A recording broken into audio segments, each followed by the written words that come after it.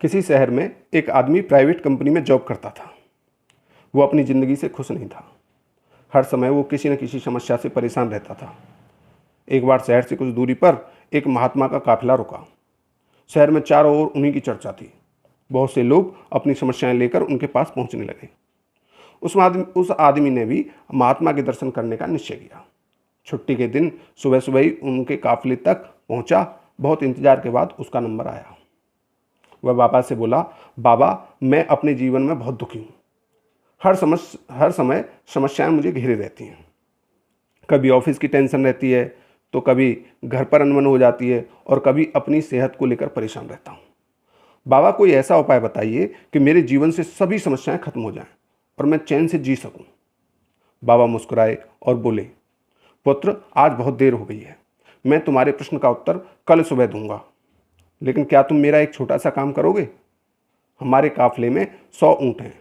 मैं चाहता हूं कि आज शाम तुम इनका ख्याल रखो, बल्कि रात में भी ख्याल रखो। जब 100 के 100 ऊँट बैठ जाएं तो तुम भी सो जाना। ऐसा कहते हुए महात्मा अपने तंबू में चले गए। अगली सुबह महात्मा उस आदमी से मिले और पूछा, कहो बेटा, नींद अच्छी आई? वो दुखी होते हुए बोला, कहाँ बाबा, मैं तो एक पल भी नहीं सो पाया। मैंने बहुत कोशिश की, पर मैं सभी ऊँटों को बिठा नहीं पाया, न सुला पाया। कोई ना कोई ऊँट खड़ा ही हो जाता था। बाबा बोले, बेटा, कल रात तुमने अनुभव किया कि चाहे कितनी भी कोशिश कर लो, सारे ऊँट एक साथ नहीं बैठ सकते। तुम एक को बिठाओगे तो कहीं और कोई दूसरा खड़ा हो जाएगा।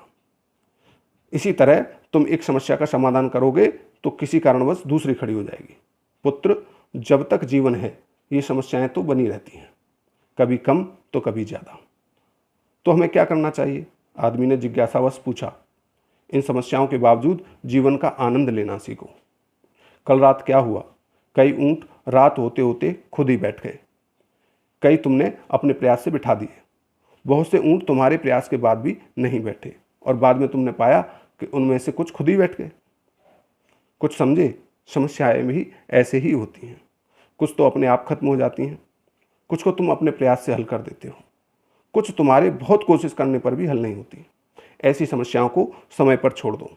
उचित समय पर वे खुद ही समाप्त हो जाएंगी। जीवन है तो कुछ समस्याएं रहेंगी ही रहेंगी, पर इसका ये मतलब नहीं कि तुम दिन रात उन्हीं के बारे में सोचते रहो। समस्याओं को एक तरफ रखो और जीवन का आनंद लो। चैन की नींद सो, जब उनका समय आएगा वो स्वयं ही समाप्त हो जाए।